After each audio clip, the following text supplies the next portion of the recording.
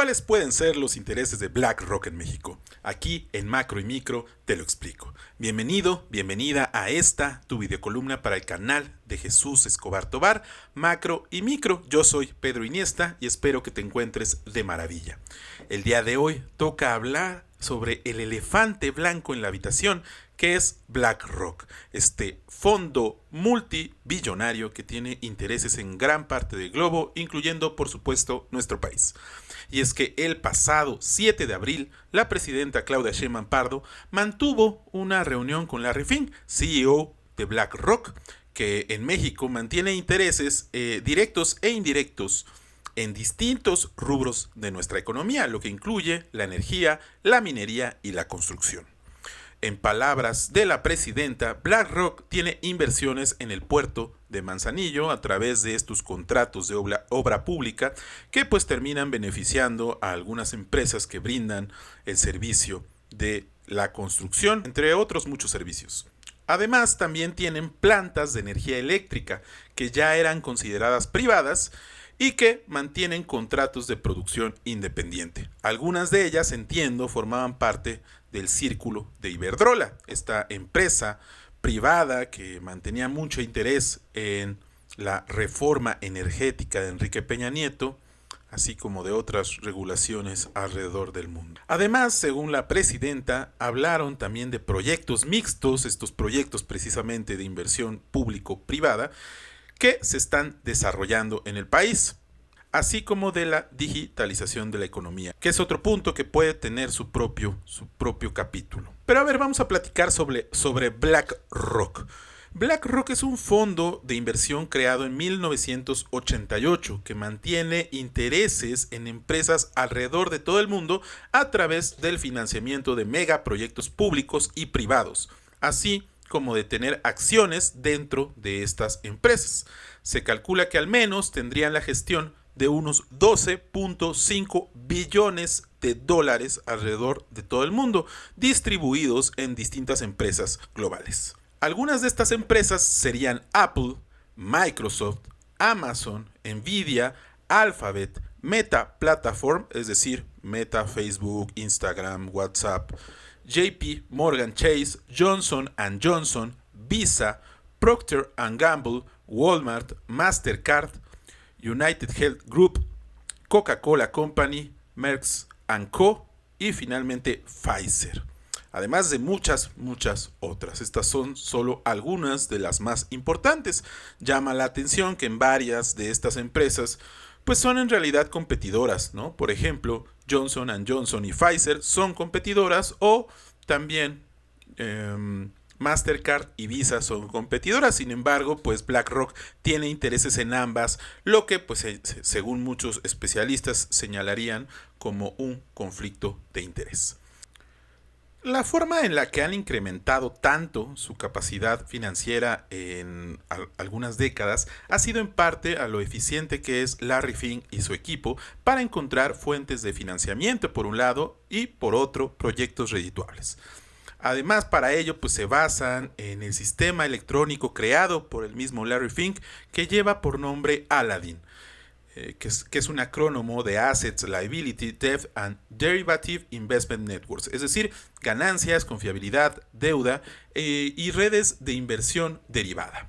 Es una plataforma, esto de Aladdin es una plataforma electrónica que nace para dirigir los recursos internamente en BlackRock, pero que luego fue puesta a disposición de todos los inversionistas de la firma.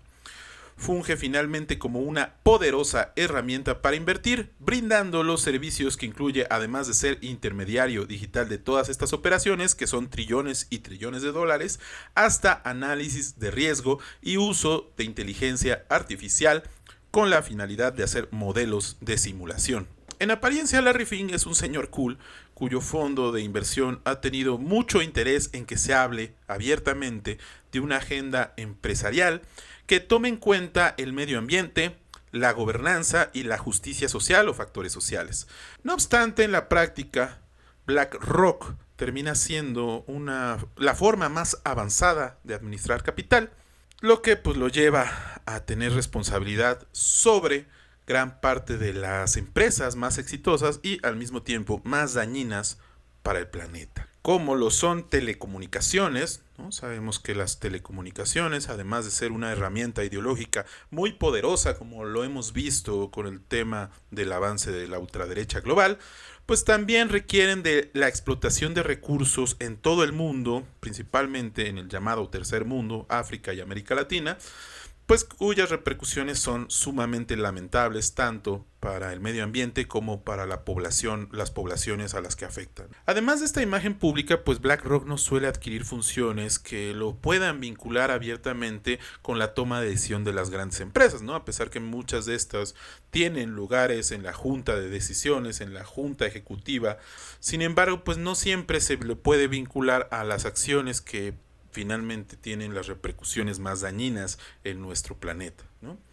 Estas son algunas de las razones por las cuales no se suele hablar de ellos como partícipes del desastre natural, del desastre ambiental y social que está dejando detrás estas grandes empresas capitalistas. Pero a ver, me gustaría platicar sobre cuál es la función o el lugar contemporáneo de un fondo como lo es BlackRock. En una cápsula pasada yo hablaba sobre el fin del neoliberalismo, ¿no? Y alguno de ustedes hizo un comentario que me llamó la atención que dice, pues ¿cómo vas a decir que se acaba el neoliberalismo si BlackRock tiene, por ejemplo, inversiones en nuestro país, ¿no?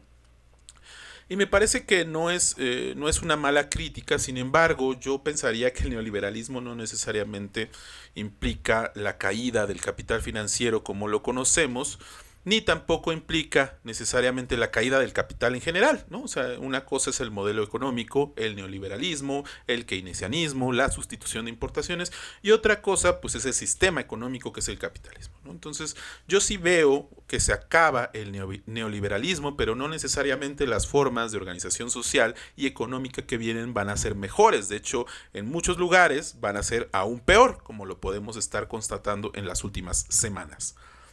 Pero a ver, ¿cuáles serían las diferencias que yo observo en la forma de operar en esta nueva administración del capital que yo veo, ¿no? En el caso de BlackRock. Yo creo que en primer lugar tienen un gran interés por no especializar o no focalizar sus ganancias en un solo rubro de la economía, ¿no? De hecho, tienden a diversificar sus capitales a través de participar en las cadenas de producción de valor. Por ejemplo, en la industria de telecomunicaciones participarían desde la minería, desde la extracción de recursos minerales necesarios para las nuevas tecnologías, desde su manufactura hasta su venta, ¿no? Por eso también tienen inversión en Amazon y su programación, tienen inversión en Microsoft, tienen inversión, por supuesto, en Apple, ¿no? Pero también tienen una intención clara de que independientemente del actor que gane en la competición económica del capitalismo, ellos salgan ganando. Por eso invierten en las distintas empresas que compiten entre sí, como Apple y Microsoft, como Johnson & Johnson y Pfizer, como Visa y Mastercard, etcétera, etcétera, ¿no? Es decir, ellos, independientemente de que exista una tendencia de las grandes capitales a monopolizar el capital, ellos siempre van a ganar. Otra diferencia que veo es que ya son mucho menos dependientes de los Estados-nación. En el neoliberalismo, a pesar de que el Estado-nación buscó adelgazarse, buscó disminuirse, el mismo Milei, por ejemplo, hoy en día habla de un hiperneoliberalismo, ¿no? Adelgazándolo hasta la mínima expresión. No implica que el Estado no fuera importante. De hecho, justamente esa es la trampa. El Estado era tan importante que era necesario reducir su importancia narrativa, normativa y, por supuesto, administrativamente, ¿no? Entonces, tenemos un Estado que hoy en día tiene mucho menos influencia en estos grandes capitales, con los cuales hoy en día es casi imposible competir, ¿no? Entonces, a partir de esta capacidad de controlar grandes recursos, también han buscado influir en los distintos gobiernos a través de la desregulación económica. Pero la diferencia es que hoy, me parece, no requieren de una gran maquinaria ideológica para justificar su proyecto. Es decir, BlackRock va a influir en los gobiernos independientemente de que estos sean de izquierda o derecha, como pasa justo en el gobierno mexicano. En ese sentido, durante el neoliberalismo, el Estado sí adquirió una función de lavado de cerebro para hablar sobre la importancia de las inversiones privadas, para hablar sobre la importancia del capital financiero, para hablar sobre la desregulación, para hablar sobre los tratados de libre comercio. Hoy en día no es necesario. Sin embargo, hoy vemos que BlackRock es un actor posideológico que no requiere que los estados reproduzcan una maquinaria ideológica en específico, sino que él trabaja con lo que hay, ¿no? Como vemos justamente en el caso del Estado mexicano. Son mucho más pragmáticos, ¿no? Finalmente, algo que veo es que el tamaño de los capitales que administra BlackRock va a hacer que el Estado deje de ser indispensable para salvar la economía, ¿no? Eso es lo que más me preocupa, que al fin y al cabo el poder de concentración de capital que tiene BlackRock los lleva a tener la capacidad, pues, de mover las economías de tal manera que solo sus inversores se beneficien, ¿no? Ya no existe ningún resto de burguesías nacionales que se administraban territorialmente y que sus fronteras, al menos en un término formal, eran los Estado-nación.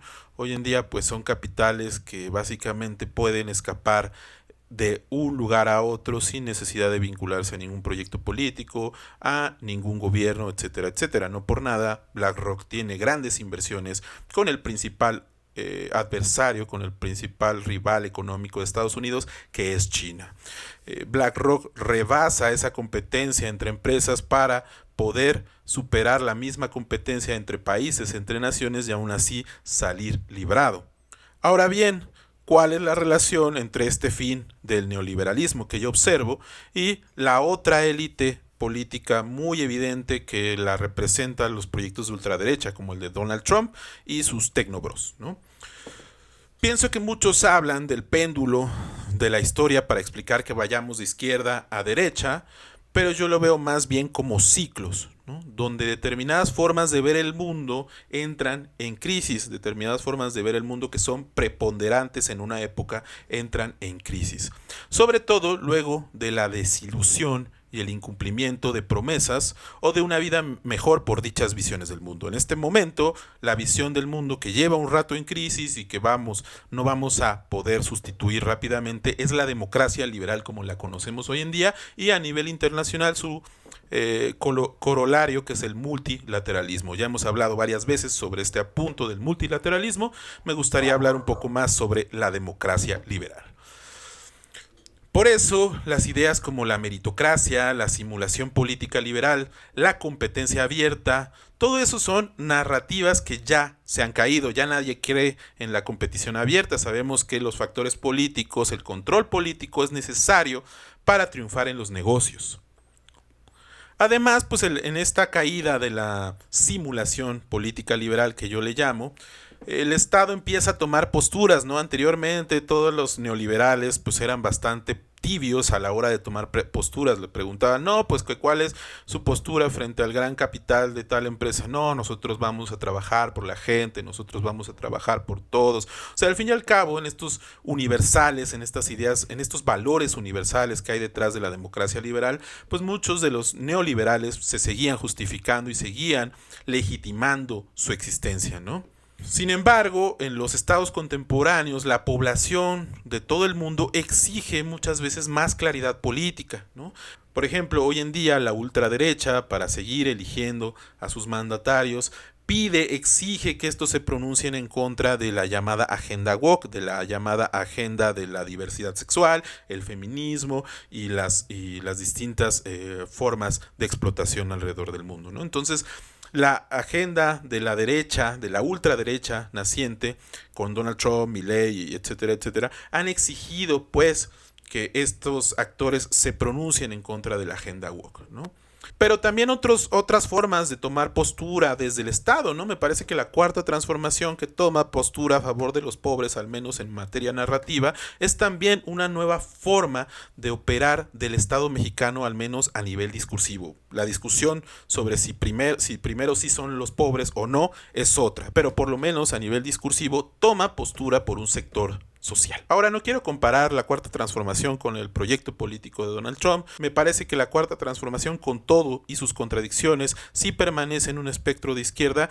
Es evidente que dentro de la Cuarta Transformación, de la mística de la Cuarta Transformación, el discurso detrás de su legitimidad, pues sí se reivindican a sectores específicos de la población y no a la ciudadanía en abstracto como anteriormente se hacía con el neoliberalismo, ¿no? No por nada los principales representantes de la mirada neoliberal que todavía compite en México, pues hablan de la ciudadanía tanto, ¿no? Como Xóchitl Gálvez, como el mismo Lorenzo Córdoba, como los intelectuales como Krauss, etcétera, etcétera. Todos ellos van a reivindicar a la ciudadanía abstracta, ¿no? Como justamente para justificar su liderazgo, si es que aún lo llegan a tener. Pero a ver, ¿qué sucede con el proyecto político de la ultraderecha representada por ejemplo, Donald Trump?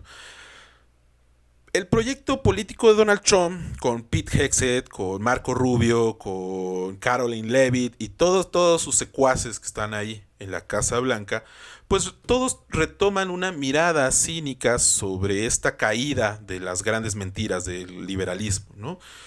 En donde esa simulación liberal de hablar por todos es sustituida más bien por narrativas neoconservadoras. Esa es la diferencia entre la Cuarta Transformación y el proyecto de Donald Trump. El proyecto de Donald Trump es abiertamente neoconservador, que deniega de dicha simulación, ¿no? Pero instalando nuevas formas de simular, mucho más perversas, mucho más dañinas, ¿no? Toda la ultraderecha ascendente, al menos la representada por gente como Donald Trump, como Javier Milei, como Kast en Chile, pues llevan a cabo nuevas formas de narrativas, ¿no? En donde existe un progresismo, una élite que está vinculada con una élite global que nos domina a través de la Agenda 2030, a través de las políticas de género, etcétera, etcétera, ¿no? Esta forma de delirio, que más bien se basa en señalar un enemigo que es el progresismo, que son los migrantes, que es el feminismo, etcétera, etcétera, pues en realidad también es un delirio, ¿no? Y también se basa en una simulación, pero que se justifica a través de la estridencia con la que hablan, de esas conspiranoias que tienen, porque son conspiranoias, conspiraciones basadas en la paranoia, de todos y de absolutamente todo, lo que no sea blanco, hegemónico, occidental, etcétera, etcétera. Pero a ver, estos momentos de crisis de las visiones tradicionales de la democracia, pues son un caldo de cultivo para estas visiones ultra o neoconservadoras, en donde se recurre a una mirada idealizada de un pasado mejor, ¿no? Se habla de que antes del liberalismo, antes de los demócratas, antes de los migrantes, era un mejor país, ¿no? Make America Great Again no es gratuito, es un discurso que reivindica precisamente ese pasado que, según fue mejor. Pero en el presente el costo de ese incumplimiento de promesas por la modernidad, por la democracia, suele enfocarse en estigmas, ¿no? Suele sustituirse por estigmas en contra de la otredad, en contra del otro, siempre a través de la violencia, ya sea simbólica o física. Primero asumen una narrativa que ve a la otredad como enemiga, la deshumaniza, la ataca simbólicamente y finalmente recurre a la violencia, como es el caso, por supuesto, de Donald Trump en Estados Unidos. Aunque no todos necesariamente se la creen. Para todos aquellos que no le crean a Donald Trump, pero que quieran seguir creyendo en el capitalismo, está Larry Fink, quien seguramente invertirá sus ganancias, invertirá sus millones de dólares de maneras muy efectivas. Larry Fink es un actor que al fin y al cabo está precisamente para cuando toda esta narrativa de ultraderecha caiga, él retome el control del capitalismo, y por supuesto que lo va a hacer, y lo va a hacer bastante bien.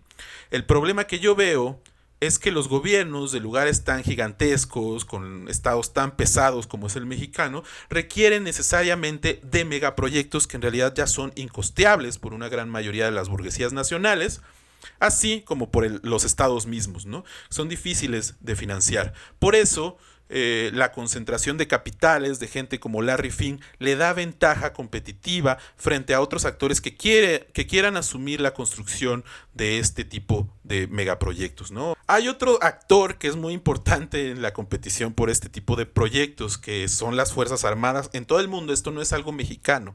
En México, las Fuerzas Armadas, sabemos, han invertido en infraestructura en los últimos años, pero esto pasa en Estados Unidos, esto pasa en otras partes del mundo. Y la infraestructura es importante importante porque además sí genera lo que el mismo Andrés Manuel López Obrador señalaba, que es el derrame, la derrama económica, ¿no? A donde llegan los proyectos de construcción, pues hay grandes ganancias, primero por los vendedores de materiales, también por el personal que movilizan para construir y finalmente toda la gente que al fin y al cabo se beneficia a través de micro y medianos negocios vendiéndoles a esa población que se desplaza para hacer estos megaproyectos, ¿no? O sea, al fin y al cabo, estos megaproyectos sí dan una fuente de legitimidad muy fuerte a los grandes gobiernos, pero son tan grandes que solo grandes capitales como es el de Larry Fink o el de las Fuerzas Armadas pueden a veces cubrir con este tipo de proyectos.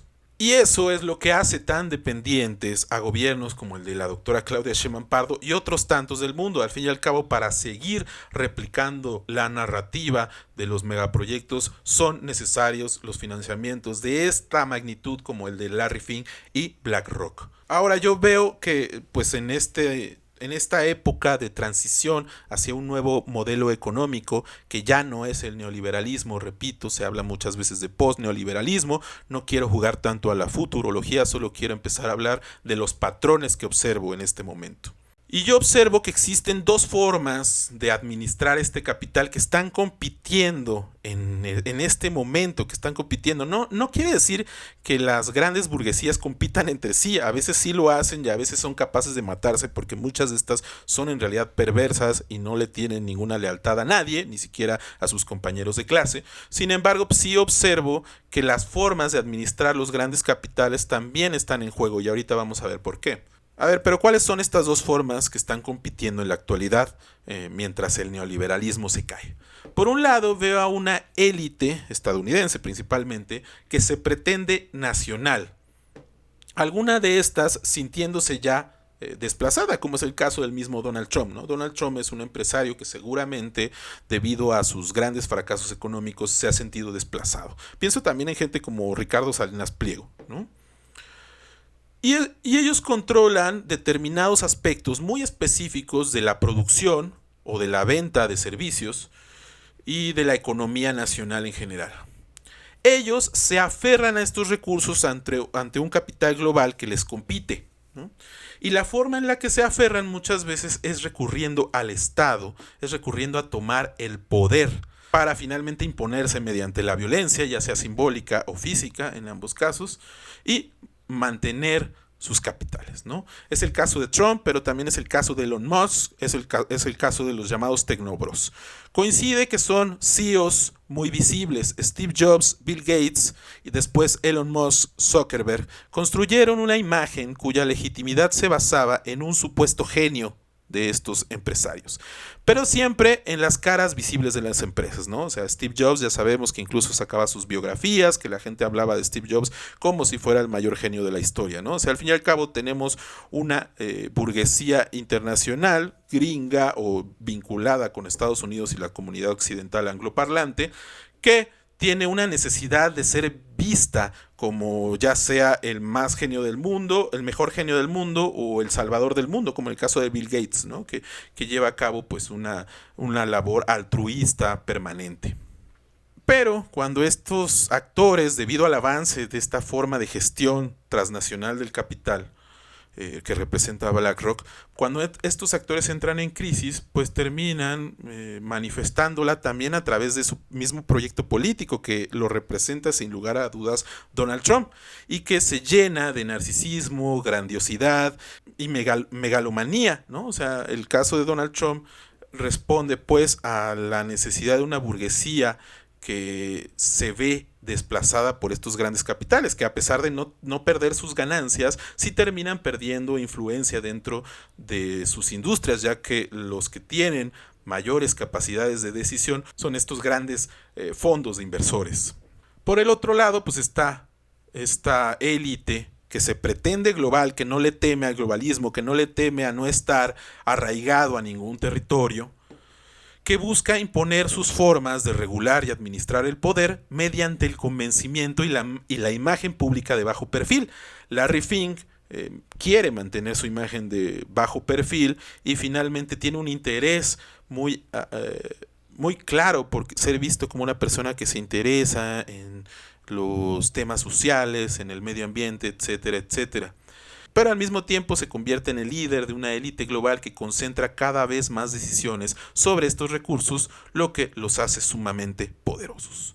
Observo un primer problema con mi hipótesis en el cual estas formas de administrar el capital estarían compitiendo, y es que el espacio en el que estas élites operan es en realidad indistinguible, ¿no? Ya que al menos un lado de ellos, el lado de BlackRock, también interviene en los negocios de dichas empresas vinculadas con el complejo industrial militar, las telecomunicaciones, el desarrollo de la minería y por supuesto los energéticos, los cuales son industrias pues que son fuentes de poder, dinero y destrucción inagotables.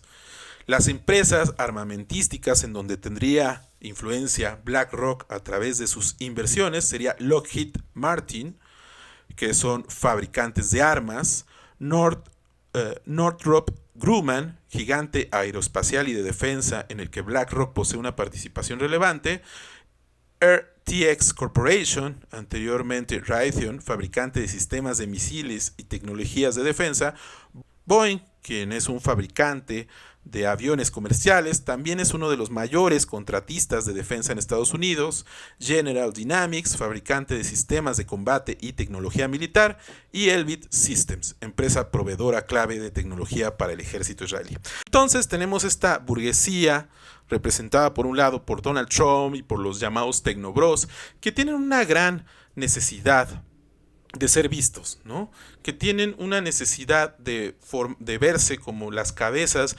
de todas esas cadenas productivas a las cuales finalmente BlackRock tiene acceso, ¿no?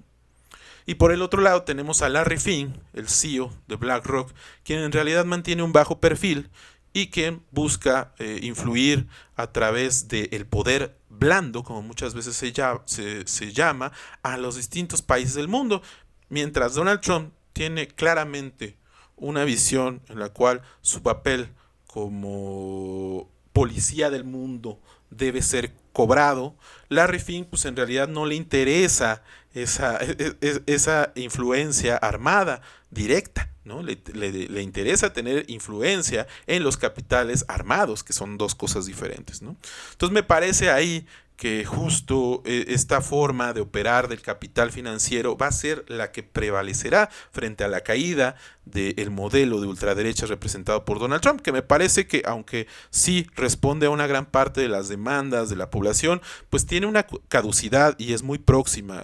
El régimen trumpista está cayendo en crisis y la forma en la cual Larry Fink y otros grandes capitalistas va a ascender va a ser a través de estos mecanismos de inversión de capital financiero transnacionales que buscan de hecho abiertamente rebasar los controles de los distintos estados-nación. Esto fue Macro y Micro para el canal de Jesús Escobar Tobar. Yo soy Pedro Iniesta, déjenos sus comentarios, los leo con mucha atención y nos vemos en la siguiente entrega.